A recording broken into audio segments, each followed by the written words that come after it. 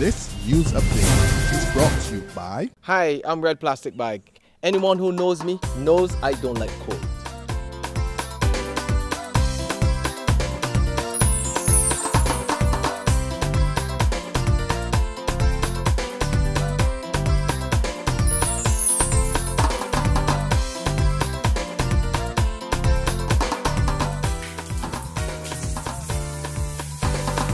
Sunshine reigns in my country. I love it.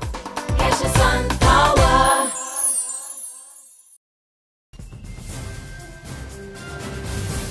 This is the Noon Barbados Today update for Tuesday, February 25th, 2014. I'm Dawn Paris. A psychiatrist is warning of an increase in mental health issues, including anxiety and suicidal thoughts, as a result of the economic crisis. Dr. Sharon Harvey says a bad financial situation coupled with layoffs is a recipe for psychiatric disorders. She says gambling and overeating will also be on the rise. Dr. Harvey cautions, though, that even those who still have their jobs also need to be counseled. She was speaking at the start of Day 2 of the Week of Excellence seminars at the Solidarity House this morning. Barbados Workers Union Deputy General Secretary Tony Moore told the participants that economic downturns like what Barbados is experiencing are costly when it comes to mental health issues in the workplace. Unfortunately, in this area as well, as we would observe in a number of other areas, there has been little research and there's very little statistics shown in the Caribbean to show the impact of mental health on the workforce. But studies from as far as the UK and on would indicate to us that mental health problems cost employers about £30 billion a year. Not million, 30 billion pounds a year.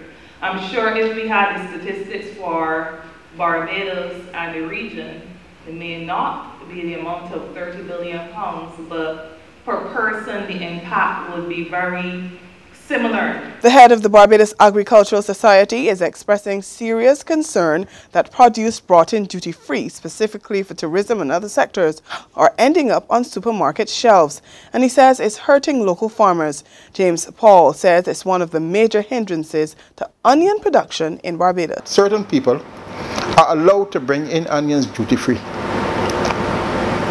And they are supposed to be destined for, say, whether or not be school meals or whatever. And what happens is that those products end up on the shelves of supermarkets, okay? And that is what local farmers have to compete with, okay? First of all, the product is one that is a subsidized product coming out. It's sometimes the worst quality, but the price is extremely low. And the local farmers cannot compete with that situation. Barbados is finalizing a strategy to make the country's HIV program more responsive to human rights. Government and civil society representatives from the island and several other Caribbean countries have developed detailed plans to address a range of issues, including workplace discrimination, gender-based violence, discriminatory laws and prejudice in the healthcare, social security, law enforcement and judicial systems. While the HIV response here has experienced remarkable progress, the United Nations Program on HIV/AIDS is concerned that inequality and exclusion are hampering efforts to reduce new infections and to increase the number of people on treatment. In sports, 3 Antigua and Barbuda cricketing greats will be knighted during the first one-day international between England and the West Indies at the Sir Vivian Richards Cricket Grounds on Friday. Former fast bowlers Andy Roberts and Curtly Ambrose and former Windies captain Richie Richardson are to receive the honours. Sources say the trio will be knighted during the lunch break by Governor-General Dame Louise Lake Tack. There's regional and international news after this short break. Hi, I'm Red Plastic Bag. Anyone who knows me knows I don't like cold.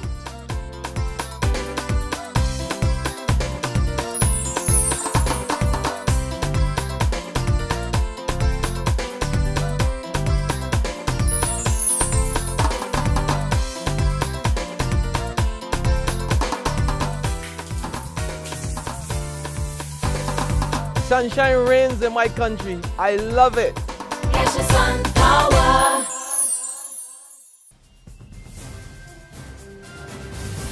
In the region, jailed Venezuelan protest leader Leopoldo Lopez has sent a message to his supporters to stay in the streets. He's being held alone in a small cell at a military jail, but his wife and parents, who are his only source of contact with the outside world, say he wants protesters to stay firm. He was arrested last week as the alleged mastermind of unrest against President Nicolas Maduro's government. Internationally now, suspected Islamist militants from the Boko Haram group in northeastern Nigeria have attacked a school and reportedly killed dozens of students.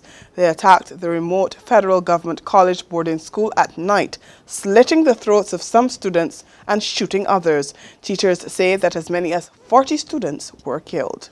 That's been the Noon Update. Join us again at 6 this evening. Until then, log on to www.barbadostoday.bb, subscribe to our e-paper and like us on Facebook to get more news and sports. I'm Dawn Paris. The Business Minute is up next. The Business Minute is brought to you by... To my people out there working hard to expand your horizons, chasing a flawless dream. Keep your eyes on the prize and we don't look back. It's forward thinking, on to the new stuff. It's time to lay bricks on the foundation of your future. Get set with Signia to be sure the world will be yours. Take you to exceptional, incredible new heights. And get set with Signia. Signia, quality solutions for your financial needs. This is the Barbados Today Business Minute for Tuesday, February 25th, 2014. I'm Vic Fernandes. Despite sluggish economic recovery, operators of First Caribbean International Bank are cautiously optimistic about the Barbados market and could be expanding the operations here. Chief Executive Officer Rick Parkhill says the bank is already seeing improvements in the non-performing loans portfolio and continues to place emphasis on retail banking. The financial institution recently opened its $10 million Warrens Banking Center, beefing up its product offerings. Although not giving details, Parkhill says depending on how well that state-of-the-art facility performs, then it could be replicated at other locations across the island. Just over 9 months after setting up operations in Barbados, Flow is reporting a healthy appetite for its products, and Managing Director Niall Sheehy says the company is about to introduce new offerings to satisfy the growing demand of residents and businesses. The company is expected to invest in excess of $70 million over the next 2 years and to fill about 60 new positions in the middle of this year, bringing the total staff complement to about 260 full-time workers and 40 contractors. The jobs of the 90 workers at Costs You Less appear to be safe for now. Senior Manager Craig Cole says the Welch's store has no intentions of cutting staff even in these tough economic times.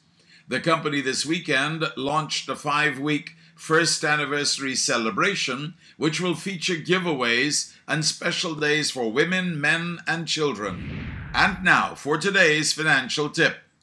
Whether it's a credit card or line of credit you have to access, less is better. Try not to use up more than 75% of your available credit limit. That was the Barbados Today Business Minute. I'm Vic Fernandes. Join us again on Thursday. Until then, log on to www.barbadostoday.bb, subscribe to our e-paper, and like us on Facebook for more business and news. To my people out there working hard to expand your horizons, chasing a flawless dream. Keep your eyes on the prize and we don't look back. It's forward thinking, on to the new stuff. It's time to lay bricks on the foundation of your future. Get set with Signia to be sure the world will be yours. Take you to exceptional, incredible new heights. And get set with Signia. Signia, quality solutions for your financial needs.